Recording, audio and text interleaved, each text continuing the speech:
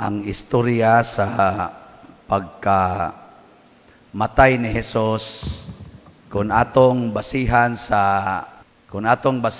tingali atong hunahunaon sa una giyong pagkahitabo niini kadtong aktual gyud nga pagkahitabo, ordinaryo ra gyud kayo tong ilang pagabuhaton nga ilansang sa cross ang mga kriminal.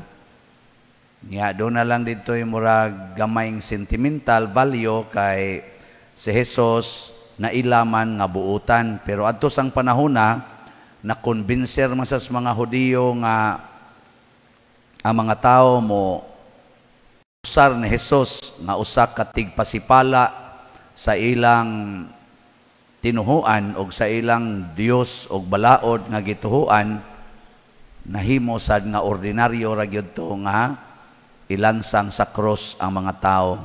Karon wa naman ni mauso nato kanang banggiitang mga kriminal ilansang sa cross, mura naman kusog man kay mosyagit ang mga human right advocates, pero sa una kuan gina suportado gina nila. Murag magduda bitaw ko nga murag kita ray gahimo-himo ani nga special. Gabantay mo? Okay ra gyud kay nila. Ikaw man nang lakaw ra sad sila. Unya ingon, amo tong pamalion ang tiil atong mga gipanglansang para wa nato inig kaugma. Sugot ra sa Pilato nya okay ra gyud.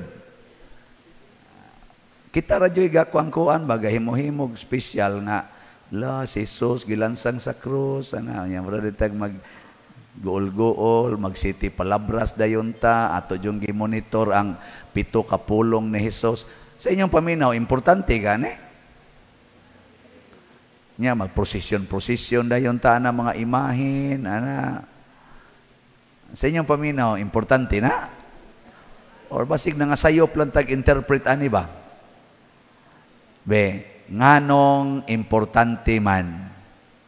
Nya unsa man ni ka-importante para nimo?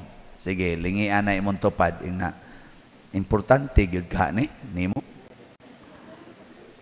Lingian kay. Basig. Kay kun importante pa kining maong butang or hitabo para nato, paminaw ko wa na gyoy mga Katoliko or mga Kristiyano nga magkinihaay. Napa ba rin mga Katoliko nga nagkinihaay? Isig ka Katoliko?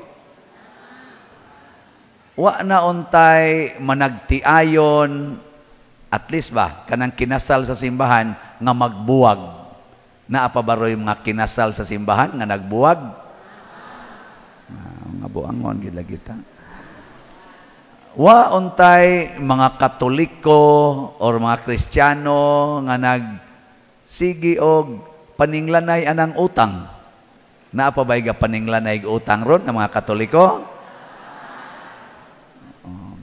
Wa untay mga Katoliko o mga Kristiyano nga magsigig usab anang colors buhok, kiskis anang kilay. In short, way kabalaka ba? Bahin og naong, bahin og beauty. Kay matod pa sa atong unang pagbasa, nadaot kaayo ang naong ni Hesus nga dili na gani ihitsurag tao. Kung ang tao nga atong gipaka-importante, ang tao nga atong ginganlan og manluluwas, ang tao nga ginganlan natog Dios, gitugutan niyang maguba ang iyang naong di na hitsurag tao. Nganong kita concern man kay natong naong hastang mga tiguang na hadlok mang mangunot ang naong. Nga si Kristo gani nga 33 palay edad, giguba ang naong sa kulata, sa latigo, sa mga bunog, ni okay raman. Gilingay mong tupad, ikaduhang higayon, yung na wa ka mabalakas imong naong. Sige, pangutan na. Inawa ka mabalaka na imong naong. Boy, concern kay naong. Concern kayo. O kung importante paunta ni, wa unta roy mga nagtuog Ginoo nga mga nasod nga maggubat, magpinatyanay. Di ba? Nya, wa roy nagubat nga mga nasod nga mga mutuo Ginoo. Gubat. So maigsoon, something is missing. Kanang mohatag kag importansya sa usa ka tawo, unsa may unang mahitabo nimo. Kung ang kanang tawhana ba importante kay nimo, unsay mahitabo nimo? Uy. Magpangita ka ng tawhana. Murag di ka makatuog kun wa na siya. Sige. Kamong mga asawa nga ni aron dinhi, kinsa ninyo ang magpangita gyud sa iyang bana? Taas ang kamot. Okay, naitulo ka buok. Kinsa dinhing mga banaha nga murag di ka mabuhi kunwa imong asawa. Taas ang kamot. Bakakon. Congratulations. Congratulations. Kinsa dinhing mga anak ka nga ni aron dinhi nga magpangita gyud ginikanan. Taas ang kamot. Jotay ra. Kinsa dinhing mga ginikanana nga maghigugma gyud sa anak labaw sa kwarta. Taas ang kamot. Maayo. So kamong niisas kamot, wa man mo kaabot og 1/10 sa nanambong, at least naamo. So ako mong pangutan-on, kamong mga asawa nga magpangitag bana, pasabot, ug naa ng inyong bana, di gyud mo magyaw-yaw, di gyud mo masuko, malipay gyud mo kanunay. So kinsang asawaha dinhi katong ni Isa, tulor man to kabuk, kinsa ninyo ang wa gyud kasuway yaw-yaw, kasuko sa inyong bana. Ta sa kamot. Mga bakakon lagi mo klaro kayo. Diha man to'y mga 5 kabuk bana nga ni Isa nga magpangita jud kuno asawa, kinsa mang banaha ninyo kamong ni Isa nga wa gyud kasuway nga nasuko, nagyaw-yaw, nagreklamo sa inyong asawa, sukad atong pagkaminyo ninyo hangtod karon. Ta sa kamot. Ay ka, Brad? Duda ko anang naong ni mo, Brad Morang. Pero basin kay apostolis God. Oh, apostolis God ha. Congratulations. Ay mang bana, ay mang asawa ni. Niya bang asawa ni karon? Pangutan-aw niya niyog tinuod ba? Pero basin sag tinuod. At least natay usa. So mo nay una ha, magpangita ta sa tao nga importante. Daghan ron magpangitag cellphone, di mangitag Ginoo. Magpangitag kwarta, di mangitag Ginoo. Magpangita og maayong panglawas, dili mangitag Ginoo. Daghan na gani karon magpangita og TikTok og kanang tanan nga salida, pero di gyud mangitag time para magrosaryo, para mosimba. Wa nay importansya ang Ginoo. Unang resulta, gipatay na nato ang Ginoo. Kung naay tao nga naglingkod sa sidewalk, way gikaon, way balay, kinsa ninyo dinhi ang moda dayon anang tawhana dadon sa inyong balay. Ta sa kamot. No, tanawa di ba wa gyud ni Isa. Ningon si Kristo, wala ko'y balay, imo kong gipadayon sa inyong balay. Kinsa ninyo dinhi nga makakitag taong masakiton, labi nagdako kayog gastuhanan sa ospital, tag 100,000, tag 500,000, nya mong hangyo ni mong kwarta nga muhatag dayon ka. Tasang kamot. Na, wa gyapon. Si Jesus ningon, nagmasakiton ko, imo kong gialimahan. Na bahala ka diyang ginuhoa ka. Bahala ka diyang masakitona ka. Kinsa ninyo dinhi nga makakita anang mga tao nga lago na kayog sinina, wa na makailis kay portis ang lisura, nya kuwang-kuwang pagyugjutay ang utok, nga maproblema gidayon ka, muhunong gyud kas imong gibuhat kay imo gidayong palitag sinina nga bag-o nya imo dayong limpyuhan ta sa kamot. Sige nalagdok ko, ikaw na lang ana pa dire, ikaw na lang ana. Wa say uban yan, ingon sa tingin otro sa kang pariakan. Wa gyapon. Pero kinibaya sila maobya ni ang naong ni Kristo ug presensya ni Kristo. Matthew chapter 25 verses 31 to 46, mo ginay gisulti ni Kristo, final judgment, kinsa tong mahimong kanding o karnero, kinsa tong ihog sa kalayo, kinsa tong pasakos langit. Ang nahimong karnero nga pasak og langit, giigo ra yung giingna ni Kristo, gutom ako, gigutom ko, imo kong gipakaon, giuhaw ko, imo kong gipainom, hubo ako, imo kong gibistihan, nagmasakiton ko, imo kong gialimahan, wa ko'y balay, imo kong gipadayon sa imong balay, na bilanggo ko, imo kong giduaw. Kinsa manato karon ang nihatag og dakong value niini? Yes, nakadungog ta, Mother Teresa of Calcutta ug ang iyang mga madre karon naghimo niini. Pero di sad tanan. Nasa usay mga saba sad. Pero kita nga sigig sa ulog, apil naming mga pari, mga obispo, mga kardinal, o kanang naang lahos na sa atong Santo Papa. Si Pope Francis, dihay akong nadunggan nga istorya nga iyang gipamaligya ang tanan nga mga mahalon nga buta nga gigasa ngadto kaniya isip Santo Papa.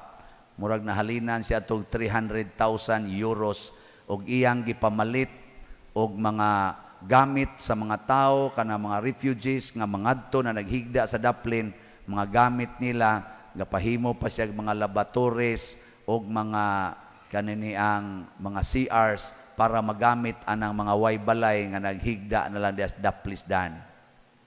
Ndota no? Kaming mga pari, wagin mi maghimo pa kayo ani. Ngamong gihimo baligyag slat. Para unsawa na atong slat? Ha? Ang special slat nato para na sa selebrasyon sa atong Holy Week o sa pista. Aron ang mga gigutom panahon ining selebrasyon atong mapakaon, ang giuhaw, mapainom. Kay kaning na nag-serve nato dinhi o kaning tanan nga muanhi dinhi, mga gutomon mo na sila. O atong pakanon, atong paimnon, ang mga white uniform, atong palitag uniform, mga hubo na sila. Niya ang masakit, daghang emanuol dinhi atong panagaan. Ug mao sad na ang atong gibuhat nga mga facilities para makapadayon ta sa pag-alagad sa mga gigutom, sa mga giuhaw, sa mga way panimalay, sa mga way kapaingnan.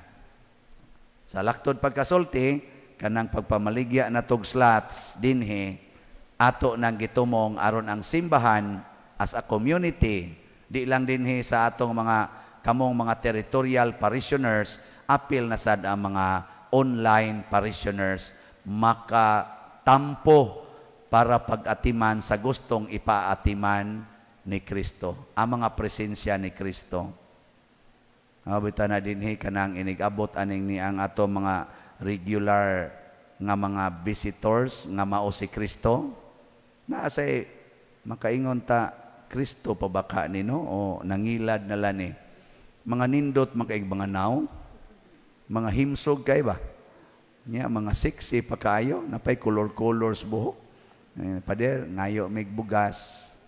Nako inyong mga naong ba di man na bugas, pa cleavage pa usahay nga rin. Short pa nako. Di man na angayang mangayo inyong mga naong. Nya mo katawa dayon ko kay magsige magbalik-balik ngani ta usa ka semana aw sa kabuan kausa mo ari. Mo regular gid ba? Nya ako day ingnon ngano mangayo mo nga himsog man kay mog lawas. Siya sa man pader nga wa man gid miroy kita manglabada mi wa man say palabada pa wa na mamibugas ana. Nya kamo gaton mo sa inyong balay ana usaman mo tuo mo nga Kristo na sila. Ha? Labi na gyud inighatag nimo kita nimo ditong ga tungit. O nilinyaan ang naang surtres kay bupalit og ticket surtres niya ang imong gihatag mo ipalit. Mutuo mo nga si Kristo na. Ha? Kung pangutan-on nato si Bishop Chupilo Kamomot, anhing Bishop Chupilo Kamomot, base sa iyang mga narratives, iya ginang tan-aon nga mauna si Kristo. Nga naman, nanginahanglan.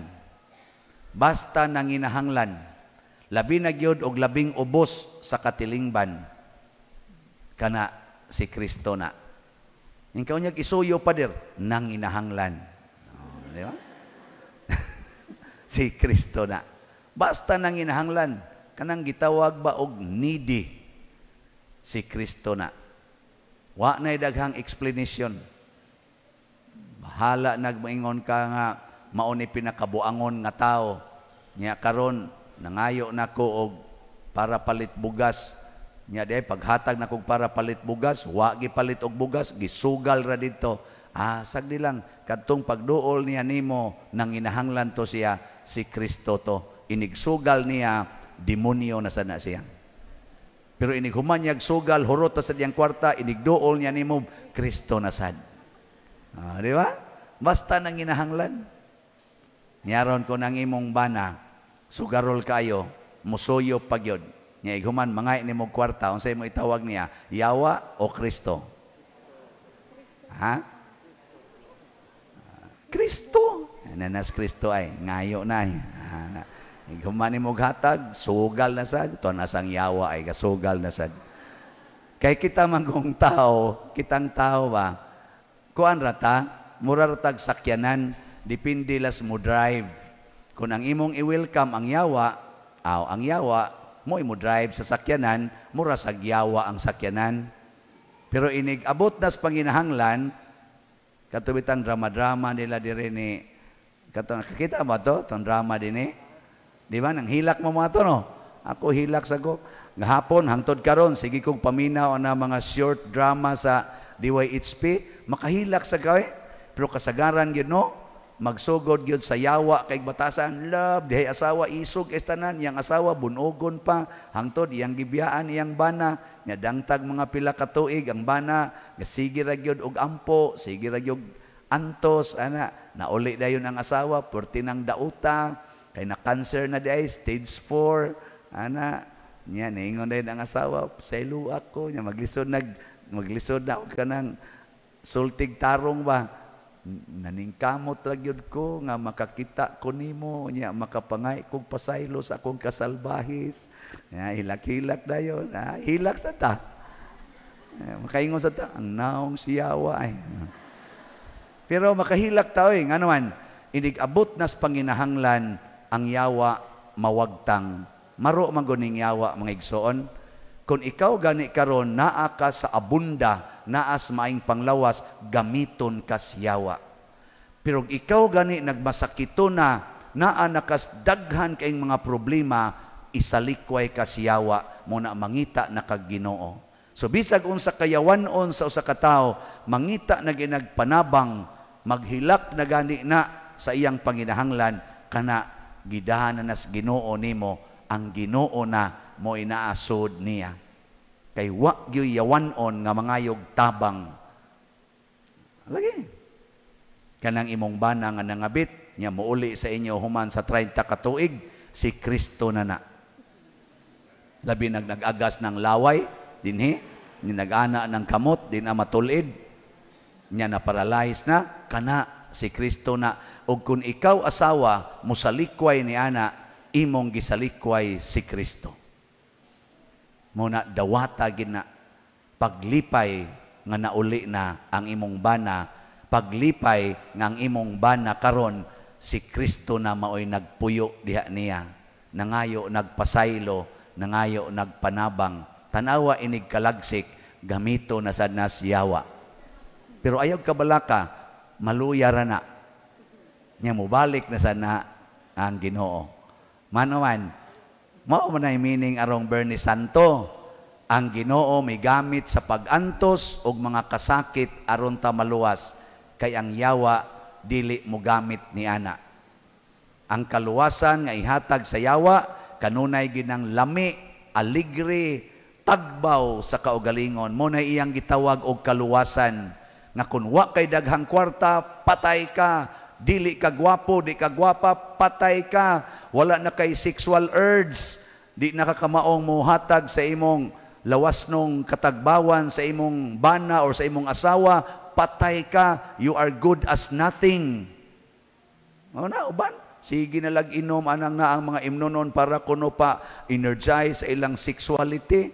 Aron yung kuno di sila maluya, bisag sa isinta na, mura lang yapog 16 anyos, istoryahe. Giyawaan ka. Mauna ka na mga babae, bisag 50 na, sa isinta halab, sige yung pasiksi, aron yung kuno sexually sexy, yung kuno sila, may patyuno na ka, ay napagkuhan diya, sige. Ay nalag pangambisyon. Balik sa Ginoo, kay ang Ginoo naa sa atong pag-antos, naa sa mga nanginahanglan, naa sa atong mga kasakit. Ang tinuod nga kaluwasan, mao ang paghigugma sa kasakit, ang pagdawat sa mga pag-antos o kamatayon. Mao na roy atong i-celebrate. Mao na roy itong hagkan ang cross. Mao na atong iprosesyon ang cross ug ang namatay nga Ginoo. Mausad na ang atong kinabuhi.